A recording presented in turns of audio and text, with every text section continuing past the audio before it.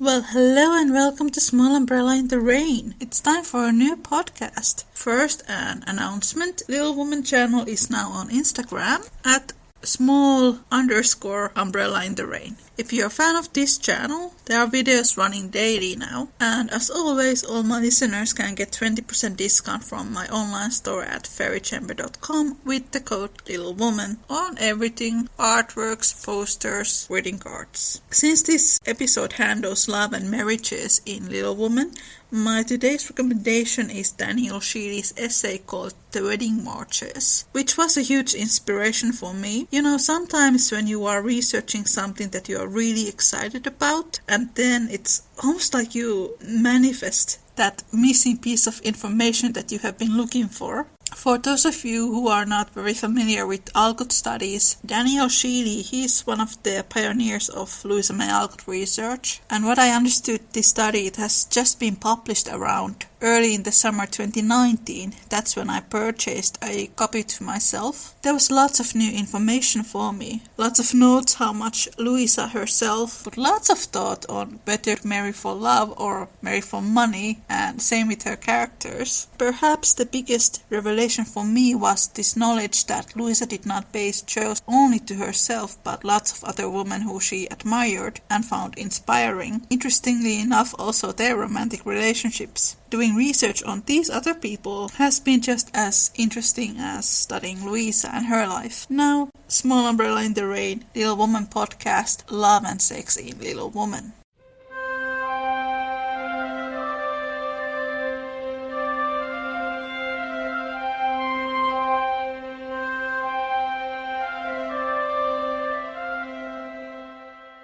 To explore the development of Jo's and Friedrich's romantic relationship in the book, I am going to use historian Karen Listra's studies on the 19th century romantic love and courtship as a comparison. There are 3 stages of the 19th century courtship. Love comes by multitude of reasons. Shared looks enact a mutual transaction of interior lives.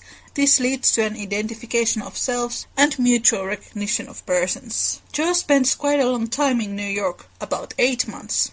When she sees Friedrich for the first time, she is immediately attracted to him. When the parlor door opened and shut, and someone began to hum Kennst du das Land like a big bumblebee, it was dreadfully improper, I know, but I couldn't resist the temptation, and lifting one end of the curtain before the glass door, I peeped in.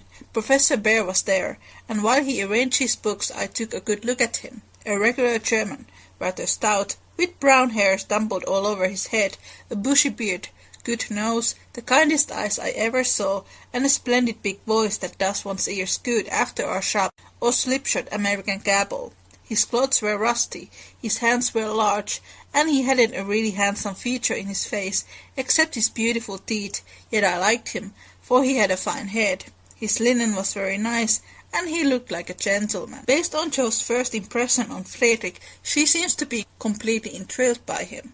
This is what Little Woman fan Melodie has to say about Friedrich's looks. I think part of why people act like Friedrich is not attractive is because of the well-known Louisa May Alcott quote about intentionally making a funny match for Jo.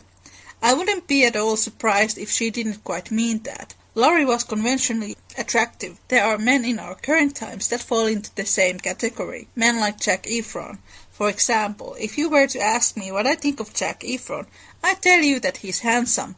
But I am not personally attracted to him. Like Jo, I prefer my man bearded and a little stout, but most importantly, intelligent, hard-working and kind. I think folks who can't accept an older, less hot version of the professor failed to understand his and Jo's relationship. She respected him, and he her, and for her that was the ultimate sexiness.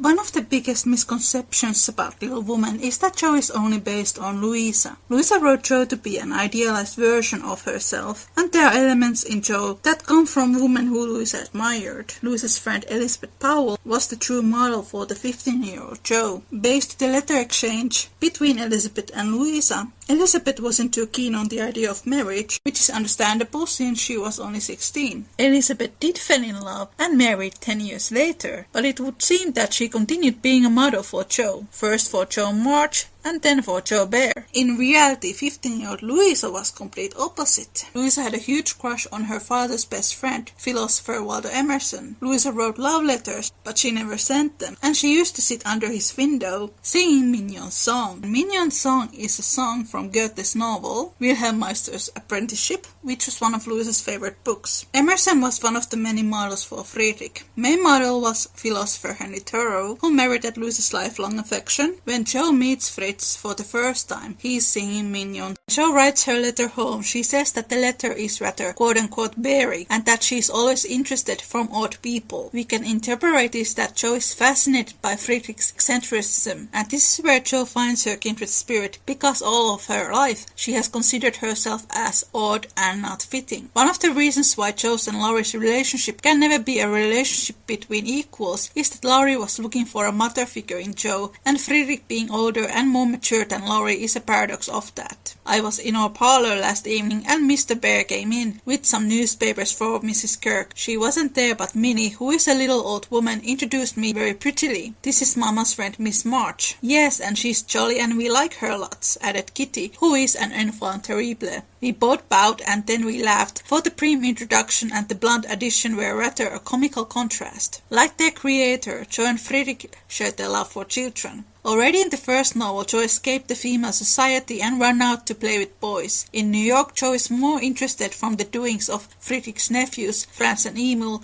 than her female charges, Kitty and Minnie. The more time Jo spends in New York, more attractive Friedrich becomes, both physically and intellectually. When spring arrives, she makes notice on the pleasant curves about his mouth, his eyes that were never cold or hard, his big hands that had a warm, strong grasp that was more expressive than words. Already in the first part of Little Woman, we find out that Jo doesn't always enjoy the higher class social gatherings. Now that she's in the circles of writers, poets and intellectuals, which is the world where she longs to be part of, she is disappointed by her own illusions that she has created about that world. Before the evening was half over, Jo felt so disillusioned that she sat down in a corner to recover herself. Mr. Bear soon joined her, looking rather out of his element, and presently several of the philosophers, each mounted on his hobby, came ambling up to hold an intellectual tournament in the recess. Friedrich also seems to feel as he is in a wrong place. Jo becomes distressed when she is following the debate, and one of the young philosophers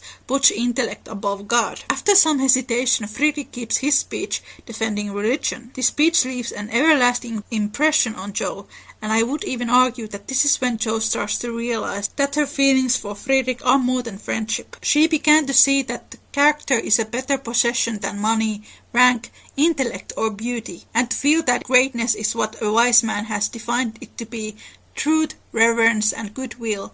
Then her friend Friedrich Bear was not only good, but great. Little Woman is a Bildungsroman. Bildungsroman is a literary genre that originates from Germany. English translation could be coming-of-age novel. The focus of a Bildungsroman is in the moral and psychological development of the characters. In movies and in all TV adaptations so far, scene where Fritz expresses his opinions about sensational literature has been turned into a conflict. I guess it is supposed to create more drama, but this is not the way things go in the book, because Jo already has labeled her sensational writings as rubbish way before she even thinks of traveling to New York. She has assured herself that her intentions are good because she would use the money to help her family. This inner conflict that Jo has begins in chapter 27, Literary Lessons. In this chapter, Jo attends to a lecture about pyramids. There she bumps into a young man who is reading a thrilling story written by Mrs. Northbury. Jo is amused by boys' admiration of the trash. That is how Jo calls this type of literature, which emphasizes her wish to disdain herself from those stories. So Jo's negative views towards sensational stories is clearly identified. When Jo hears how much Mrs. Northbury makes with her Stress and Thunder tales, Jo begins to change her mind and soon starts to write them herself. Stress and Thunder tales originate from Goethe. In German, this genre is called Sturm und Drang. It sounds way more cooler in German. Drang refers into deep emotional stress. Sturm und Drang was a movement in literature and music in the late 18th century Germany and was largely influenced by Goethe's writings and plays. There is a great emphasis on the fate for the individual, and the movement was highly influenced by Shakespeare. Goethe's Sturm und Drang plays were about very masculine Teutonic heroes, which is probably what fascinated Louisa as an author. Jo's first stories are poor attempts to capture the spirit of Sturm und Drang. Her story was full of desperation and despair as her limited acquaintance with those uncomfortable emotions enabled her to make it. Jo takes in consideration all the advice she gets from everyone around her, instead of seeking advice from someone who could help her to improve as a writer. She goes against her own judgment when she knows that some of the advice she receives does not improve the story. So with Spartan firmness, the young authoress laid her firstborn on the table and chopped it up as ruthlessly as any ogre. In the hope of pleasing everyone, she took everyone's advice, and like the old man and his donkey in the fable, it suited nobody. After submitting to Bunch of Magazine, Jo writes her first novel, which is a romance, and it receives mixed reviews. Jo appreciates the feedback and learns from it. Her family and friends administered comfort and commendation liberally, yet it was a hard time for sensitive, high-spirited Jo, who meant so well and had apparently done so ill. But it did her good, for those whose opinions had real value gave her the criticism which is an author's best education, and when the first soreness was over, she could laugh at the poor little book, yet believe in it still, and feel herself the wiser and stronger for the buffeting she had received. In chapter 34, when Jo enters to the publishing world in New York, she enters to the world that is male-dominated. Her sensational story is cut from third of its original length. Jo is frustrated the way Mr. Dashwood wants to cut out all the morals away from the story, and the morals are what Jo wishes to keep. Eventually, Jo agrees to these alterations to be made. Despite of her masculine shield, Jo is quite emotional internally, even though she doesn't like to show it, and writing thrilling tales becomes distressing. She was living in a bad society, and imaginary though it was, its influence affected, for she was feeding heart and fancy on dangerous and unsubstantial food, and was fast brushing the innocent bloom from her nature by a premature acquaintance with the darker side of life, which comes soon enough to all of us. But Jo is ashamed of her writings. She is adamant about using a pseudonym, and she doesn't tell anyone at home what she is doing, and neither she has showed her stories to Fritz. Friedrich never criticizes Jo as a writer. He is criticizing the genre. Friedrich is honest. He wants Jo to take herself seriously as a writer. The book Jo does not shout or argue with Fritz, unlike the movie Jo does, because Friedrich expresses what Jo has been thinking all along. As a result, Jo burns her trashy novels.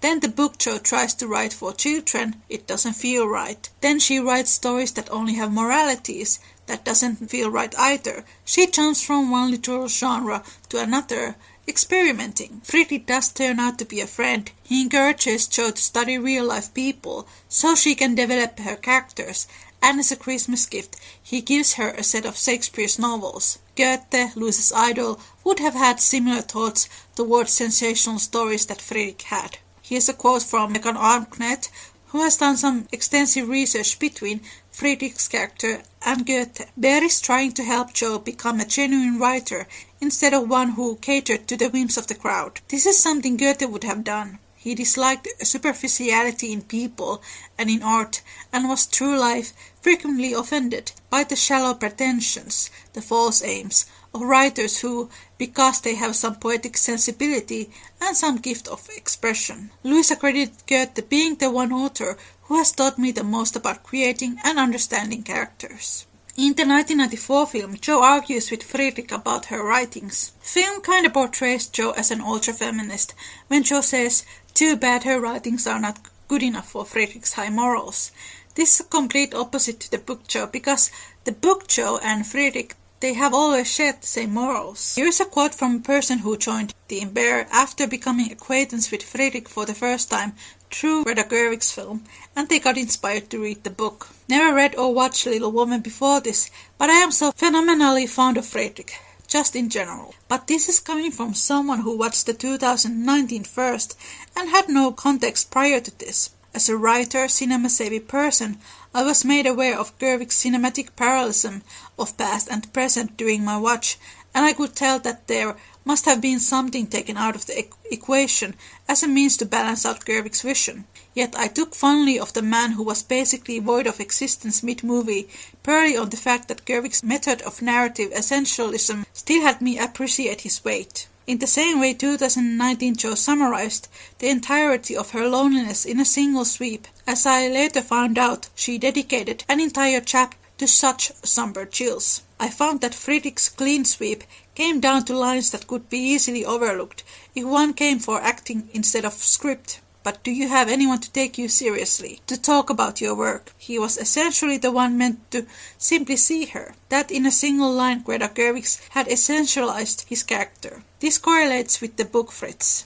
Now Mr. Bear was a different man and slow to offer his opinions, not because they were unsettled, too sincere and earnest to be lightly spoken, as he glanced from Jo to several other young people, attracted by the brilliancy of the philosophic pyrotechnics. He knit his brows and longed to speak, fearing that some inflammable young soul would be led astray by the rockets, to find when the display was over. Of course, as I actually admitted, 2019 Friedrich was my first version of Friedrich, and he still managed to catch my attention for all he was worth. It was nice reading book 2 and finding out that Alcott wrote him as a worthy addition rather than a cop-out, as I've had the misfortune to read criticism as of late, that I was shocked at all that anyone would argue otherwise. This makes me wonder why Greta Gerwig had spent so much time and energy bashing the book Friedrich while promoting her film. With just that simple line, he is established as someone worthy of Jo's love. Gerwig's film has its focus on how much Jo has discomforts with change, and the feedback scene doesn't promote the ultra-feminism, but Jo comes out as more childish. She yells, she never speaks to him again, and it is not something that the book Jo would do. In the BBS series, Friedrich actually yells at Jo. That is not something that the book Friedrich does. Friedrich wasn't biased to Jo when it came to his feelings. He knew she could do more and wanted her to be as good writer as she can be, as she wanted to be. He sees her as an equal, as a woman with true heart and soul, a woman with talent. He isn't easy on her, but neither is he cruel to her when it comes to her writing. I think ultimately she appreciated that Friedrich never softened the blow, but always treated her as someone whose ideas and thoughts were meant to be listened to. Here is another quote from chapter 27, Literary Lessons. That's just it. I've been fussing over the thing so long, I really don't know whether it's good or bad or indifferent. It will be a great help to have a cool, impartial person take a look at it and tell me what they think of it. The whole chapter is about how Jo learns to define her craft from the feedback she receives way before she meets Friedrich, and it foreshadows the arrival of Friedrich's character. There is a longing to find a person who can not only give her constructive criticism, but also encourage her to explore her capacity as a storyteller. The 2018 film did a pretty good job with this by making Friedrich Jo's editor and a professor of literature, and so far it is the only film where Jo listens and embraces the feedback she receives, same way as the book Jo does. When I was doing this research, I actually came appalled when I realized that the scene in Little Woman where Jo is having a mental breakdown because of the stories that she has to write for Weekly Volcano, that is never in the films. Louisa was in her early 20s. She wrote to a New York newspaper called Frank Leslie's Weekly Illustrated Newspaper. Weekly Volcano is a caricature of that newspaper. We tend to have quite one-dimensional way of thinking when it comes to historical people, because historical people had morals, just like we have morals. Louisa was writing for money, and writing for money, it came with mental health problems. She had to look up things that made her feel uncomfortable. They had stories about men abusing women, and some of the stories were racist and sexist. These things contradicted with Louisa and her own morals, which is why she quit. There's a literal quote in Louisa's journal where she writes about these moral struggles, and her friend Emerson says, "Hey, you don't need to write anything you don't want to write." And just like Jo in the book, Louisa feels relief when she stops. You can find this journal online. You can read it for free. All these scriptwriters, they have had access to read it over a decade. There has been lots of unnecessary stereotyping made towards Friedrich's character. I will point out some of them partly because they are truly ridiculous, but also because they show how long a journey we have to understand Louisa May Alcott's worldview. In one supposedly feminist study that I read, the author pointed out that Friedrich, having Shakespeare, Milton, Plato and Homer in addition to his German Bible in his bookshelf, represent the way Jo is now captive of the male power. Apparently if a fictional male character who happens to be a teacher of philosophy has books about philosophy in his bookshelf, that must make him a sexist. Louisa herself grew up reading books and teachings of these particular philosophers. Plato was actually one of the first philosophers who talked about gender equality. Christine Doyle points out that throughout the book series, Friedrich's character represents the positive aspects of the German culture that the new immigrants embodied. Well-read and well-educated, Friedrich's shelf contains volumes of Shakespeare, Milton, Plato and Homer in addition to his German Bible. He is nevertheless remarkably unpretentious, darning his own socks for example. He is deeply religious, standing up for the importance of religion at the gathering of intellectuals he and Jo attend. This is a particularly important detail, since unlike the working-class German immigrants, German intellects were highly suspect for their godlessness. And it is actually against the proponents of Kant's and Hegel's intellectualism that Friedrich launches his defense of religion. Even the great supporters of German literature, Transcendentalists, sometimes found it difficult to come to terms with what they read as immorality and even atheism. When Laurie starts to make his moves on Jo, the book Jo feels very uncomfortable by that. She says no many times, but he doesn't listen or respect her. In the book, Jo is way more mature character than Laurie is, but in the recent adaptations, this is not the case. In Greta Gerwig's film, after Jo has nearly confessed to Marmee that she is in love with Friedrich, the film Jo suddenly decides to write Laurie and accept his proposal. This does not happen in the book. One might argue that the open ending is a cop-out not to handle Jo's loneliness and maximize the profits of the film by trying to please everyone. When Laurie proposes to Jo, he says he wants Jo to take care of him, and he doesn't want Jo to continue writing. When Laurie's behavior becomes possessive, it is now that Jo finally realizes what it feels like for a woman when someone does not respect your boundaries. Laurie guilt-trips Jo for a very long time, and he makes fun of Friedrich even when he has never met him. This is a common narrative in Louisa May Alcott's novels. In Rose in Bloom, Charlie wishes to marry Rose because of her money. He's a lot like Laurie,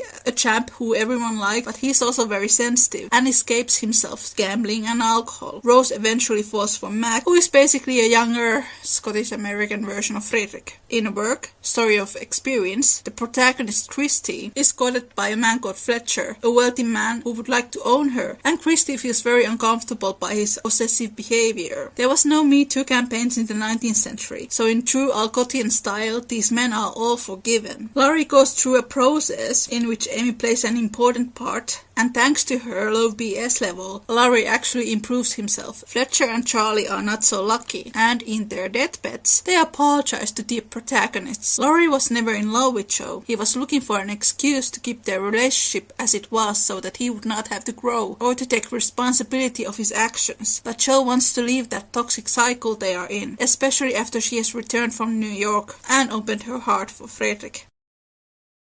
I'm going to read you a quote from my friend Shelley. And Shelley knows Louisa May Alcott's books like her own pockets. In my opinion, Louisa May Alcott draws a lot of deliberate similarities between characters like Laurie, Charlie in Eight Cousins and Rose in Bloom, Tom in An Old-Fashioned Girl, Jack in Jack and Jill, and Tony in Under the Lilacs, all of whom are raised in relatively comfortable settings, are kind-hearted and clever and talented, but more than a little wild and indolent, and are influenced, whether for good or evil, most heavily by women.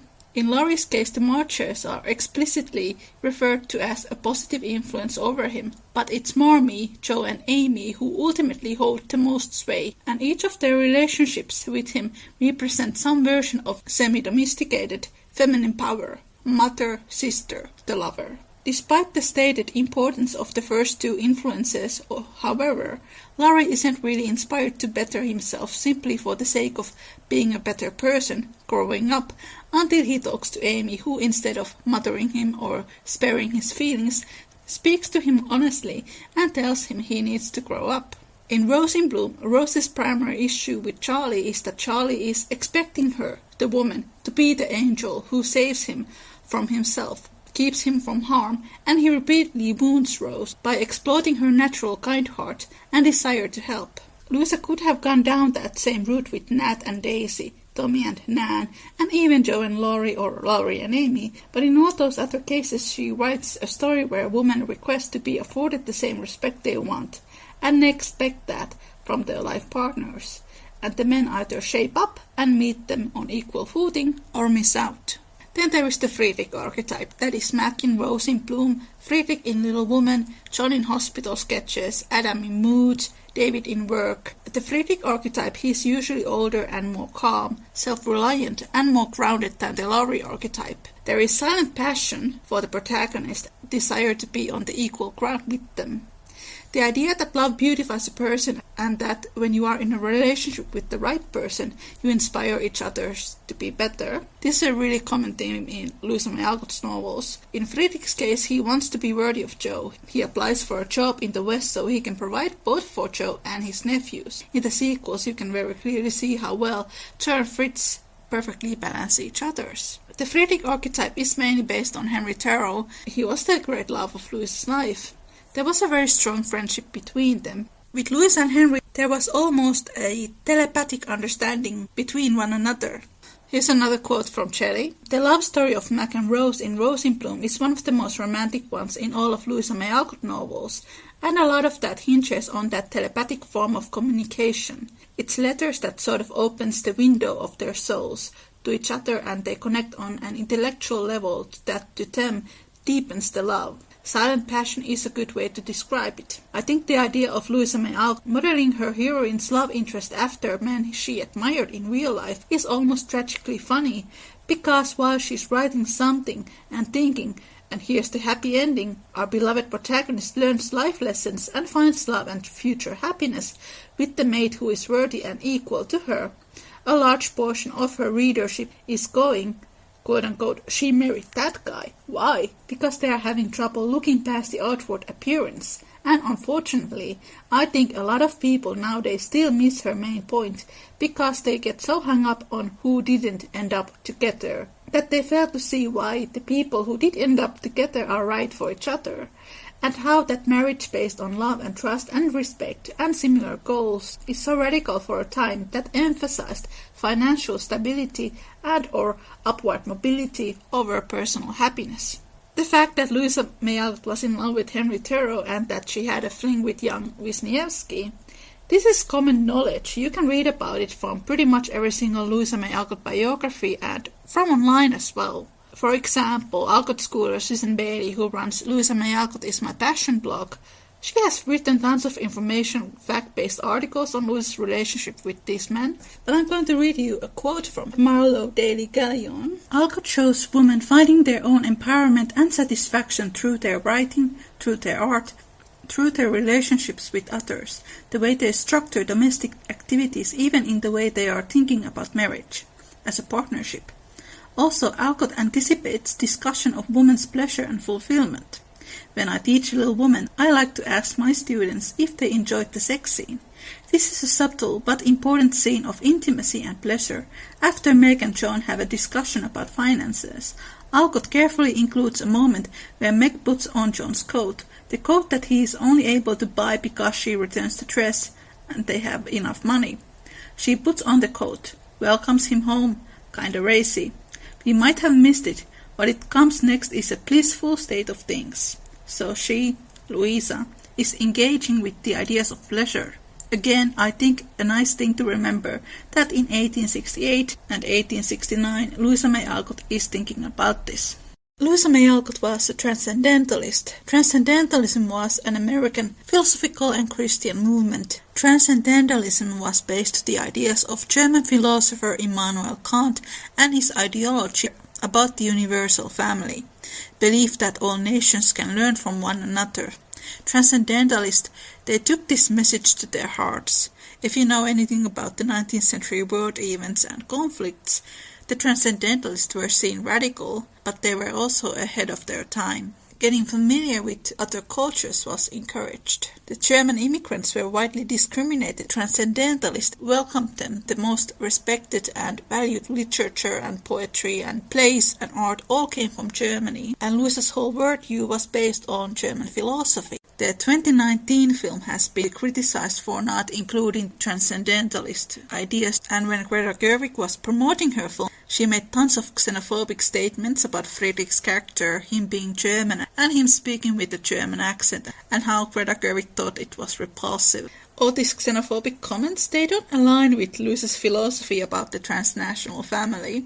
And Greta Gerwig is a descendant of German immigrants herself. Some of the criticism what I have come across about Greta Gerwig is that she's reluctant to have minorities represented in her films, which is very unfortunate. When Jo decides to stop writing to the weekly Volcano, she makes a remarkable realization. As a creator, everything that she writes to her novels has either a good or a bad influence to her readership, and she stops to think how much damage she has done by writing stories that conflicted with her own morals. She's not even paid well for those stories. Friedrich, he represents the older Louisa and her whole transcendentalist worldview. He reminds Jo who she is as a person and that she has a good heart. Jo grew up in a family that was always ready to help those in need. Her mother took Jo and her sisters with them when she went to help the immigrant families, and her father lost his job when he took a black child to his school. The Alcotts were abolitionists and even hid black slaves at their home. Louisa had first-hand witnessed people being discriminated because of their ethnicity. Gerwig also complained about Friedrich's looks,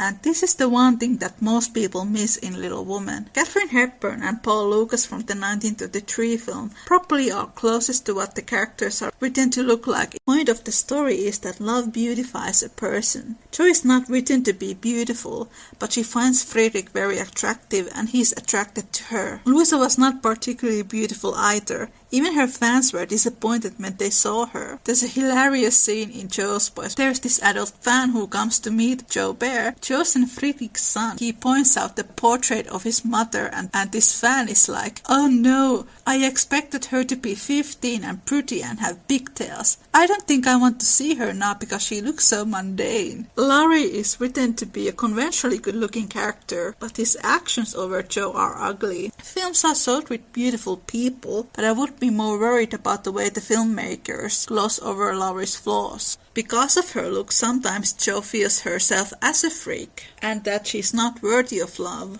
Friedrich basically tells Jo that it is okay to be clumsy and unconventional and still be worth of loving. Louisa met Ladislas Lady Wisniewski in Switzerland when she was working as a companion for an invalid woman called Anna Weld. Laddie was a 21-year-old composer from Poland. He was very charming and he called Louisa his little mama. He had tuberculosis and Louisa nursed him. Louisa was a trained nurse. He was flirting with Louisa. Something happened between Ladislas and Miss Weld. They got into an argument. Some people believe that he tried to force her to sleep with him, and others say that he proposed her. There is an Alcott story called Anna Swim. It has a character who sounds just like Ladislas, and he proposes a rich heiress called Anna. So maybe proposal idea is not so far-fetched. This is what Louisa writes. Anna troubled about Laddie, who was in a despairing state of mind. I could not advise them to be happy as they desired, so everything went wrong and both worried. Previous diary markings suggest that Laddie has been flirtatious with Louisa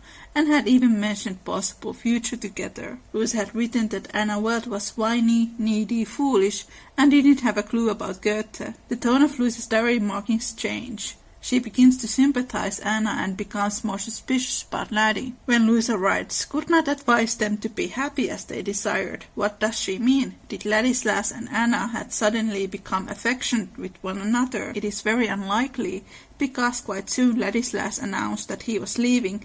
Imagine being Louisa. First, this handsome young guy is flirting with you all the time and being romantic, and then he proposes your boss. Louisa was not rich at the time. She was not considered particularly beautiful, and Louisa was about 32 when this happened. When her employment ended, she went to Paris and spent a day with him without a chaperone, which was very scandalous. And after that, she wrote her very censored journals. Words couldn't be. If you guys have read Little Woman 2019 film guide, Greta Gerwig writes, Jo and Laurie could be a great couple if they would like to be. Well, it does seem that Louisa did not want it. This reminds me what Emily said in our Laurie podcast. When Laurie was proposing Jo, he was looking for someone to nanny him. Alcott biographer Harriet Weisen points out that perhaps Ladislas was a conman who preyed on wealthy women. There are things that suggest that Wisniewski might have been a conman. Louisa writes in her journals about his miraculous recovery from tuberculosis.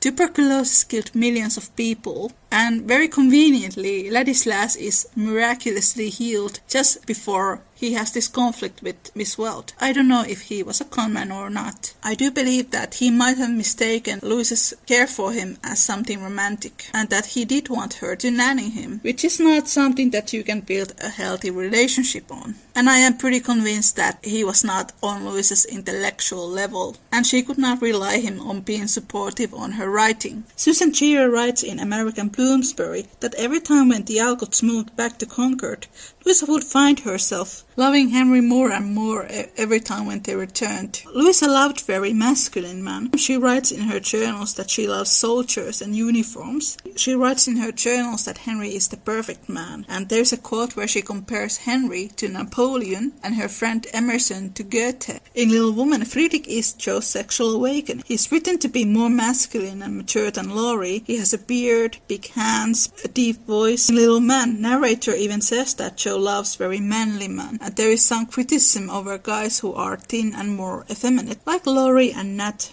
In Joe's Boys, there's actually quite many scenes where Joe and Friedrich are kissing, and there's also a scene where they are making out. They are about to do the dirty, and their sons come in and stop them. I'm actually surprised that Louisa got away with that. It's pretty fair to say that Louisa wanted someone on her side who could feed her and stimulate her brain. Henry wasn't a great looker, but there was something about him because he had quite a few female admirers in Concord. Louisa was attracted to him, but most important aspect of that relationship was their similar interest and the intellectual connection that they had. And they did spend a lot of one-on-one time together. She would visit him at his hut in the Walden's Pond, they took long nature walks, and he would often take her to boat trips. I have said this before, and I say it again, the age difference between them was the same as between Joe and Friedrich. 16 years. Henry passed away when Louisa was 27. The rest of her life with Ladislas and other men and women who she encountered, she never found any of them being even remotely as intellectually stimulating as Henry was. In Little Woman, Joe confesses to Friedrich that he is her first love, and therefore the best. Something I found very interesting in my thorough research was that Henry and the whole Thoreau family, they had a reputation that they despised gossip and supported individualism. This is something that Louisa admired. You can read from their journals that both Henry and Louisa often felt themselves as outsiders, very similar to Joe and Friedrich, who are connected by their feelings of outsiderness. The self-censoring, it happens even in Little Woman. This raises the question, what is the intention of the author? In the book When Amy Burns Joe's manuscript, it happens because Joe has been bullying Amy for weeks, and she's had enough. Little Woman is framed against Pilgrim's Process, a story where the protagonist learns to overcome their biggest flaws. For Joe, her biggest flaw is her temper. Why would Louisa make her literal counterpart to face that if there was no intention? She is the creator and the one who controls the story. Another explanation is that Louisa is censoring her own writing, because when Joe writes the story again, it becomes a lot better. Second self-censoring happens with Weekly Volcano. As I explained earlier, Louisa used herself as an example, but never admitted that. In the last Little Woman book, Joe's Boys, when Joe has become a famous writer, she's very much against her nephew Demi is writing stories for a magazine. Joe does not approve of it. Almost like Louisa is echoing her own history with sensationalism. Louisa began to self-censor her diaries when Little Woman became a bestseller. As a writer, she was marketed as the friend of all children. It is also important to point out that in the 19th century, sex was a taboo. There were times when Louisa struggled with the children book format because she preferred to write about the adult themes. Especially after Louisa's passing, the early Alcott schoolers took everything that she had written literally. Most of these people were completely unaware that Louisa had self-censored her own journals. Not only Louisa wrote about her love life in Little Woman in literal disguise, she also wrote about her experience writing the sensational stories.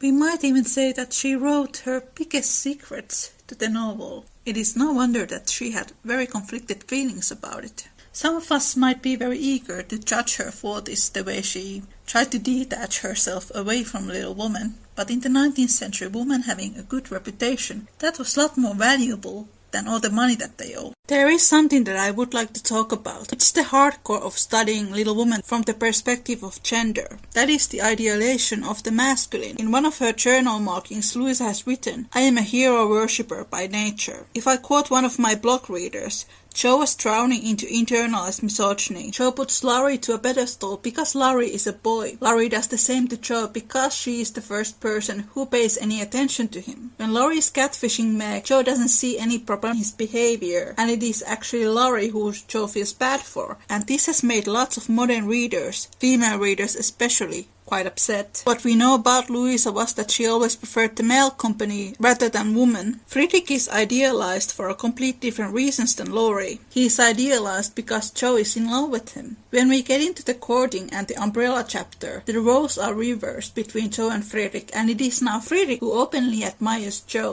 Friedrich's model of masculinity is different. He respects her boundaries and does not overstep them, and only makes his moves on Jo when he has Jo's full consent. When Friedrich proposes to Jo, he gives her a German title, Professorin, which does not mean Professor's little wife like it was translated into my older Finnish translation of Little Woman. It is German and means a female professor, and by doing that, Friedrich acknowledges Jo's thirst for knowledge and considers her as his intellectual equal. In both 1994 film and 2019 film, Jo and Friedrich part in bad terms, but in the book they part as friends, both wondering if it could lead into something more in the future. Early as it was, he was at the station next morning to see Jo off, and thanks to him, she began her solitary journey with the pleasant memory of a familiar face smiling its farewell. A bunch of violets to keep her company, and best of all, the happy thought, well, the winter's gone, and I've written no books, earned no fortune, but I've made a friend worth having, and I try to keep him all my life. Jo and Fritz spent the next 2 years writing letters to each other. Taking care of Beth forces Jo to re-evaluate her life. After Beth's passing, she goes through a period of depression, grief and loneliness. In the book, right after Beth's death, Laurie sends Jo a letter from Europe and proposes her again. This happens the moment Laurie has realized he has feelings for Amy. Jo sends him a polite answer and refuses again. Laurie's second proposal has never been adapted. In the book, shared looks continue when Friedrich comes courting. Though a very social man, I think Mr. Bear would have gone decorously away and come again another day. But how could he, when Jo shut the door behind him and bereft him of his hat? Perhaps her face had something to do with it, or she forgot to hide her joy at seeing him, and showed it with a frankness that proved irresistible to the solitary man, whose welcome far exceeded his boldest hopes. A stealthy glance now and then refreshed her like sips of fresh water after a dusty walk, for the sidelong peep showed her propitious omens. Mr. Bear's face had lost the absent-minded expression and looked all alive with interest in the present moment. Actually young and handsome, she thought. Shared looks were a big part of courting, and Jo comes to the realization that Fritz has truly come to court her. Jo flushes. She becomes fully self-aware, and she is quite pleased and thrilled by the idea. Then we get to the third and the most important part of the 19th century courtship. Identification of selves, mutual recognition of one another, which in Little Woman is the umbrella. Courting is usually rushed in the films. Friedrich in fact visits the Marches for 2 weeks, and during all this time he is hoping to see signs of love from Jo. For a fortnight the professor came and went with lover-like regularity, then he stayed away for 3 whole days, and made no sign, a proceeding which caused everybody to look sober, and Jo to become pensive at first, and then, alas for romance, very cross. The idea of possibly losing Friedrich has become petrifying. She goes to the German quarter to look for him, but he is nowhere to be found. It starts to rain and Jo is ready to burst into tears, and then he is there. I feel to know the strong-minded lady who goes so bravely under many horse noses, and so fast through much muss. What do you do down here, my friend? I'm shopping. Mr. Bear smiled as he glanced from the pickle factory on one side to the wholesale hide and leather concern on the other, but to her he only said politely, "You have no umbrella. May I go also and take for you the bundles?" "Yes, thank you." Jo's cheeks were as red as a rib, and she wondered what what he thought of her, but she didn't care, for in a minute she found herself walking away arm in arm with her professor, feeling as if the sun had suddenly burst out with uncommon brilliancy, that the world was all right again, and that one truly happy woman was passed through the wet that day. Jo doesn't have lots of experiences with men, so it makes sense that she is quite clumsy and awkward around him. In an earlier version of the script of Greta Gerwig's film, Jo actually pulled down a chair when Fritz came to visit, and he fixed it in a very calm manner. At least they included the part of Jo setting herself on fire, and the viewer finds out that Friedrich is just as clumsy. "We thought you had gone," said Jo hastily, for she knew he was looking at her. Her bonnet wasn't big enough to hide her face, and she feared he might think the joy of it betrayed unmaidenly. Once again Jo flushes, and she is very aware of his presence. The sharing of the interior lives happens while trying to interpret the other person's tone and voice and gestures. When Friedrich tells her about the new job and that he can now provide a better home for his nephews, Jo is encouraged by the prospects. "Indeed you should. How splendid it will be to have you doing what you like and be able to see you often. And the boys," cried Jo, clinging to the lads as an excuse for the satisfaction she could not help betraying. "Ugh, but we shall not meet often, I fear. This place is at the west, so far away," and Jo left her skirts to their fate, as if it did not matter now what became of her clothes or herself. Mr. Bear could read several languages, but he had not learned how to read woman yet. He flattered himself that he knew Jo pretty well, and was therefore much amazed by the contradictions of voice, face, and manner which she showed him in a rapid succession that day, for she was in half a dozen different moods in the course of half an hour. When she met him she looked surprised, so it was impossible to help suspecting that she had come for that express purpose. When he offered her his arm, she took it with a look that filled him with delight, but when he asked if she missed him, she gave such a chilly, formal reply that despair fell upon him. On learning his good fortune she almost clapped her hands. Was the joy all for the boys? Then on hearing his destination, she said, "So far away," in a tone of despair that lifted him onto a pinnacle of hope, but the next minute she tumbled him down again by observing like one entirely absorbed in the matter. Narrator points out the difficulties of the mute courting, the narration of love, how to verbalize it through non-verbal clues. When they go shopping, Jo is very clumsy, and Friedrich starts to see how Jo indeed goes by contradictions. In the store she hides her fried face to a shawl. "Does this suit you, Mr. Bear?" she asked, turning her back to him and feeling deeply grateful for the chance of hiding her face. "I actually always thought that this scene was very intimate. It gives me some serious 1995 Sense and Sensibility vibes." The next moment she rummages the counters like a confirmed bargain hunter. Jo's pattern is to hide vulnerabilities into action, but Jo has gotten into a point where she is ready to let down all her walls. For now the sun seemed to have gone in as suddenly as it came out, and the world grew muddy and miserable again, and for the first time she discovered that her feet were cold, her head ached, and that her heart was fuller of pain than the latter. Mr. Bear was going away. He only cared for her as a friend. It was all a mistake, and the sooner it was over the better. With this idea in her head, she held an approaching omnibus with such a hasty gesture that the daisies flew out of the pot and were badly damaged. This is where we get into the culmination, the mutual recognition of one another. "I beg your pardon, I didn't see the name distinctly. Never mind, I can walk. I'm used to the plodding in the mud," returned Jo, winking hard, because she would have died rather than openly wipe her eyes. Mr. Bear saw the drops on her cheeks, so she turned her head away. The sight seemed to touch him very much, for suddenly stooping down he asked in a tone that meant a great deal, "Heart's dearest, why do you cry?" Liking someone is scary. These two have liked each other quite a long time now. When you first time bring somebody into your life, it is scary because you have to admit to yourself that you are fully open. Taking the step forward, tell you love them, is like standing on the edge of a cliff. Jo and Friedrich are both standing on the cliff, and when Jo opens up, Friedrich tells her that he has already fallen hard. Now, if Jo had not been new to this sort of thing, she would have said she wasn't crying, had a coat in her head, told any other feminine fib proper to the occasion. Instead of which, that undignified creature answered with an irresistible sob, "Because you are going away." "Oh my God, that is so good," cried Mr. Bear, managing to clap his hands in spite of the umbrella and the bundles. "Jo, I have nothing but much love to give you. I came to see if you could care for it, and I waited to be sure that I was something more than a friend. Am I? Can you make a little place in your heart for old Fritz?" he added, all in one breath.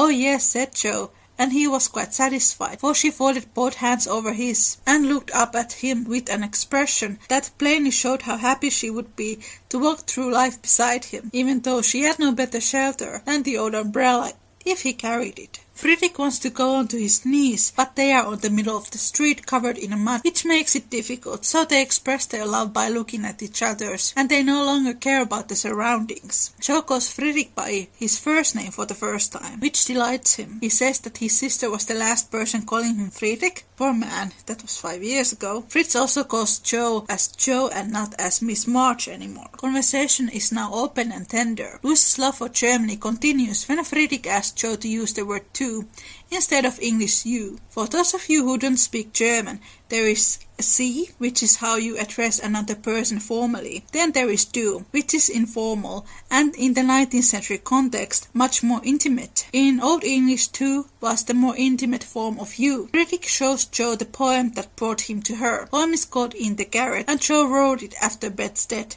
while feeling very lonely. In most adaptations, Friedrich has come bringing Jo her new book. The poem shows that Friedrich has taken the time to follow Jo's career. When Jo asks what kept him away for so long, we find out that he has been looking for a job so that he could provide a home for Jo. This highlights Friedrich's self-reliancy, which is a value that Jo appreciates. Chapter ends into the very famous "Not empty now" line. "I am glad you are poor. I could not bear a rich husband," said Jo decidedly, adding in a softer tone, "Don't fear poverty. I've known it long enough to lose my dread and be happy working for those I love. And don't call yourself old. 40 is the prime of life. I couldn't help loving you if you were 70. The professor found that so touching that he would have been glad of his handkerchief. As he couldn't, Jo wiped his eyes for him and said, laughing, as she took away a bundle or two, "I may be strong-minded, but no one can say I am out of my sphere now. I'm bearing burdens. I'm to carry my share, Friedrich, and help to earn the home. Make up your mind to that, or I'll never go," she added resolutely as he tried to reclaim his load. "Ah, to give me such hope and courage, and I have nothing to give back but a full heart and these empty hands,"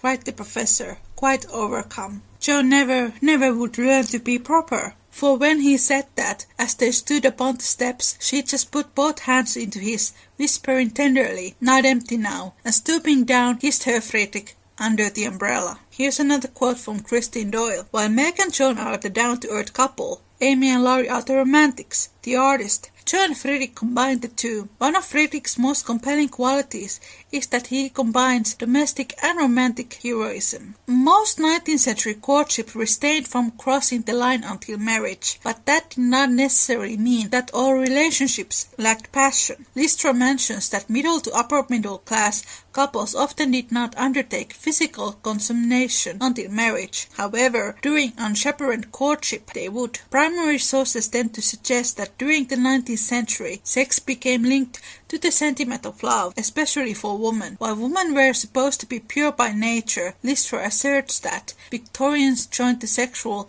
and spiritual and the moral in the concept of true love. Here's a quote from Little Woman fan Kimberly East. "In The Professor, Jo found a candidate for a kind of marriage she had not considered possible, a union between two people where freedom and partnership intertwined. In such a relationship, she didn't have to sacrifice anything. As a matter of fact, she was able to realize a dream that she otherwise may not have been able to achieve, and in later books, she finds success as an authoress as well as providing a home for boys. Her liberation is complete, and no sacrifice has been required of her." Thank you for watching. Check out the episode me and Emily did about Jo's and Friedrich's relationship.